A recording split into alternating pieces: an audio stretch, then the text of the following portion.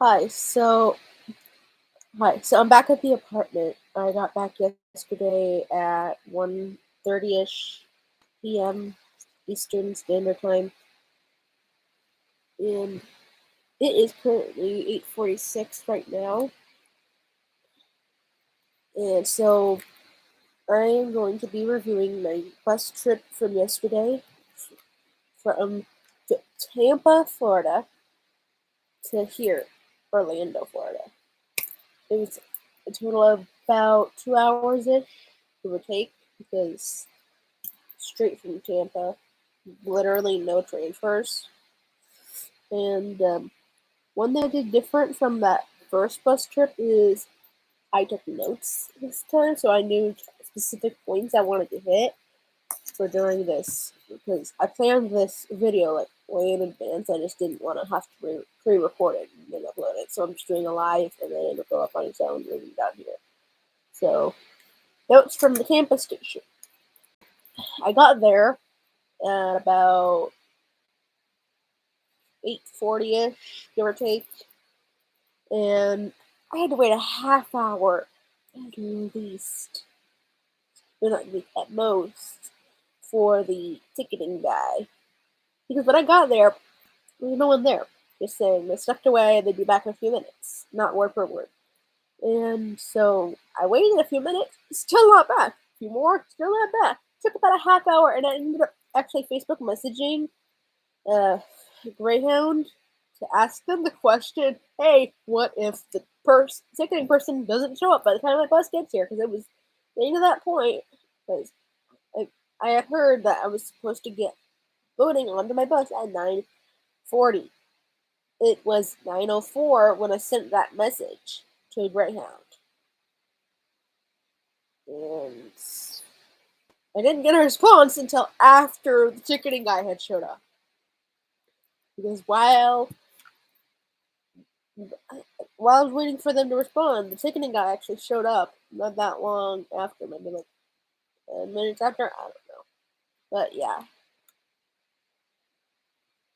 I even sent the greyhound a message saying, never mind, the guy showed up, and they still responded. But yeah. So there's a 50-minute delay for my bus. Like when the guy showed up, he said, anyone going on the 10 o'clock bus, it's been delayed by an hour. I kept track while, because it was supposed to be loading at 9:40, so I counted minutes from there. It was about 50 minutes delay, give or take. And then felt like he was the only one at ticketing because there was no one else showing up, no one else there. The only other people there that I seen were the drivers. I think he was the only one on staff at the location. One thing I definitely noticed, he did not weigh my bags. Either he didn't need to or he didn't care to. I honestly don't know. This is only my second Greyhound bus ride, but I at least know that people at the Orlando station when I left, they weighed my end of the bus bags.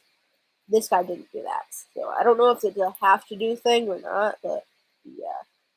Another thing, there's this row of seats that was like right next to ticketing. Not right next to, but like it was near it enough that I could just like sit there and wait for ticketing. But technically, it was a whole big room, so I could do that other way. But like, this is the one that was like closest to the ticketing booth, and on the area like right near the aisle for the ticketing, it wasn't like directly next to, but you could like see it from there either way. And the photo for this is on my thumbnail, but it was like this puddle, and no one had thought to put a slippery when wet sign, or at least clean it up. Like none of the staff or anything. Mainly because I think he was still only one on staff that day, and he probably didn't care. But yeah, I saw the wet sign. I moved the wet sign there so that no one would slip. Because I saw it before anyone else noticed it, I think, or not scared to put it there. I honestly don't know. But, yeah, this whole thing is why I give the place a half-star vibe. Because that's just what it gave off to me. Half star, maybe one on a good day. Doesn't even scrape the surface of it. of a 2-star 5, maybe 1.5 on an extraordinary day, but that's about it. It doesn't really. They, they, there's really no effort put into this station to make it even appealing to customers. It's just, hey, we exist. We're here to help you with basic needs, but our staff don't care. So yeah. On to the notes from the bus. The driver. She was very buggy when I sat in the first row of seats behind her. Now, I had no issues with this on the buses going to Dothan from Orlando. I sat next to a guy in the row of seats behind the person on the first bus. Second bus, I sat in the row of seats behind the bus driver by myself. Same with the third bus. And none of the drivers had issues with it. I dealt with 3 other drivers. So, I don't know. I don't know why they did that. I mean, they said COVID. Like, I get there are a lot of people that are worried about COVID, but I, there's a protective screen, like protective glass, plexiglass, whatever screen around her. She doesn't need to worry about COVID in that sense. If she's got the protective glass, and aren't they required by law to wipe things down? So, yeah, they're taking every precaution already. You don't need to be worried about someone saying, "Rup, I knew," but every other bus doesn't really care about that. It's not a big deal. Please, if you think differently, please don't let me know. I don't want to deal with that. Anyways, I did get my own seat again, so yay. Uh, since that was mainly because like there was no reboarders. One thing I noticed when I was getting on the bus from Orlando is that there were reboarders. So getting on that first bus, they got first dibs. Well, my first bus, not the first bus. Getting on that bus, they got first dibs. So everybody boarding for the bus that wasn't on it already or on any other bus before, like on that day that had just like gotten there waiting for the Orlando bus, they got second dibs. So, and I got a plug that actually worked. I mean, the third bus had a plug that worked, but the second bus, it did not. I'm talking like back in the Orlando bus right now. The second bus from that trip didn't have a working plug. The first bus, I didn't get the chance to use a plug. And the third bus, I got the chance to use the plug, and it worked. This bus, same, worked, and I had access. So yay. And when I got off back here in Orlando, the bus driver would not let me grab my own bags. Even though I put them under the bus just fine, she did not care about that. But she wouldn't let me grab them. Like, if you let me put them under, let me grab them. It doesn't make sense why. Those are all the notes that I did.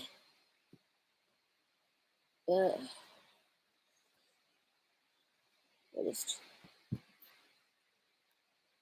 I don't know. The bus was a little smoother, I'll admit, than the Orlando trip. Because this one was just like 2 hours straight from Tampa to Orlando, and I had a little better grasp of the system that I did going into this trip when I went on the bus from Orlando to Dothan. Well, technically from Orlando to Lake City, but still. The yeah.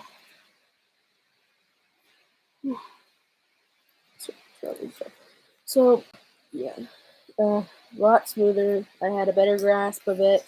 By the time I was like 3 minutes out from the Greyhound station here in Orlando, I called my Uber, so I had one coming already by the time I got there. Because my friends, none of them could pick me up, and yeah. I mean, I was screwed for money, but luckily, and I can say this knowing that my dad and my new stepmom because the wedding was during this trip, and my dad's married now, so his wife, my stepmom,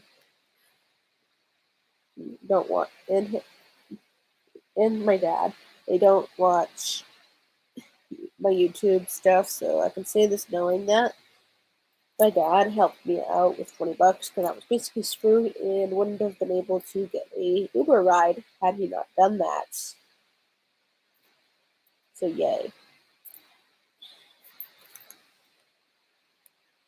And then I had one less bag. I went into this with a duffel bag, 2 suitcases, a backpack, and a purse. Backpack had my purse in it though. During that first trip, came back with the duffel bags back at Angel's house, back at Dad and Angel's house. Still getting used to saying both names for one house. And I have my duffel, my duffel's at their house. I have my 2 suitcases, my backpack, and the purse. I was able to cram everything into the suitcases and the backpack, and then my purse was the purse. It was not in the backpack this time.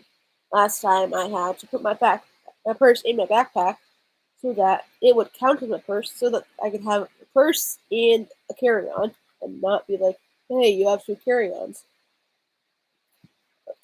Yeah.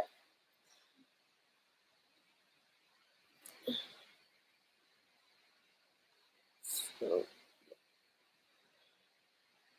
I mean, the Orlando station is definitely cleaner than the Tampa station. But there was also, and I know I've heard this happens at Greyhound stations, but I'm just saying, there was like this guy who was the whole time I was there sleeping on one of like a row of chairs. And I don't know what they was going to, and I didn't pay attention to whether or not he was in line when my bus was boarding. But yeah, just on that. And then there was this one guy who was asking me a question, and I could not hear him. He was like not respond. I wasn't responding yet because I was like, I don't. In my head, I was like, I don't know what you're saying, so I'm not gonna respond to you. And he was like, okay. And then he walked off somewhere else. Whoever he asked next heard him and probably answered the question. I still couldn't understand what he was saying. But, yeah.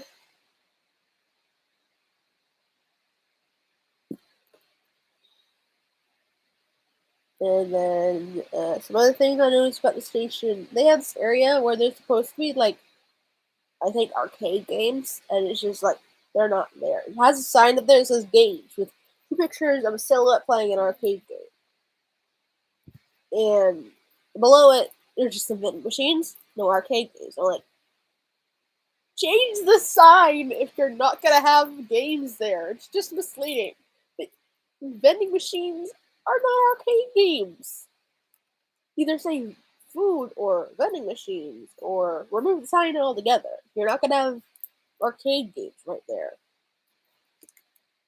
And also, they have like, you remember payphones, right? Well, they have the areas where the payphones used to be. They're still in the station, and people like set their bags in it and stuff. But there's even a sign on one of them that says "free calls," and I didn't read the rest. It's too tiny, but yeah, just that place. Oh my god, it was not that cared for at all. During this trip, I've been inside 3 different Greyhound stations. Wait, yeah, 3 because the one of the stops when I got off, and both of it was a gas station, so that one really didn't count. But I've been inside 3 different actual Greyhound stations. The one I was in Tallahassee, when I was transferring to Dothan, the Orlando station twice, and the Tampa station. And the Tallahassee station definitely was better, and the Tampa station, but not as good as the Orlando station. Just talking when I'm talking about the Tallahassee versus Orlando, I'm just talking size. They're both equally clean. Tampa station, I have not as clean as either of those combined, or at all, either of them. It's just yeah. I'm hoping someone that works or at least manages the Tampa station is like sees this and it's like, hey, we need to do something better to make this better because it's not clean for the most part. It's not updated for the most part. The staff, there was only one staff on staff, and it didn't feel like he really cared. Well, if he did, he would have cleaned the wet spot or at least put a sign there before that. And he would have been there the whole time. Just because you're slow doesn't mean you can just step away. If someone goes like, hey, ask a question, da da da da da, or hey, check bag, da da da da da, you want to be there to help them. You don't just step away just because you're slow. Or at least pop in your head once in a while. But hey, is there anyone here? No? Okay. But yeah, I walked in. I was like, there's no one here, so I'm just going to wait. I waited for a half hour. That's bad customer service. Never leave your customers waiting. I've worked in. I haven't had much retail experience, and like, this is where like I've worked in a few different retail places. But one thing I do know, whether or not with that experience, also I worked at Panera Bread once, and at every place I've worked at, every place had customer service. And one thing I know, never leave your customers waiting. I've worked cashier at a good chunk of places, so I know about like that kind of stuff. And not like a pro level, but I know enough to know, hey, you don't just leave your customers waiting. That is bad customer service. So yeah.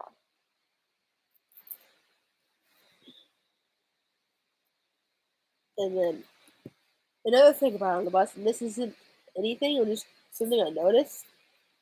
A couple times when we stopped when we were in Lakeland or whatever, or, I don't know, but the doors opened when we stopped a couple times. Like I think it was like at a truck when we were waiting to. I don't know, but it was not on a stop though. That's the weird thing. We stopped, they opened the door, and they closed it real quick. And it was not at a Greyhound station or anything, so they had no reason to open those doors. I don't know. It's just weird. That's all I'm saying. So I think I've hit every major topic I wanted to hit and every minor topic that I didn't mind hitting. So, yep, that is about it. Thank you.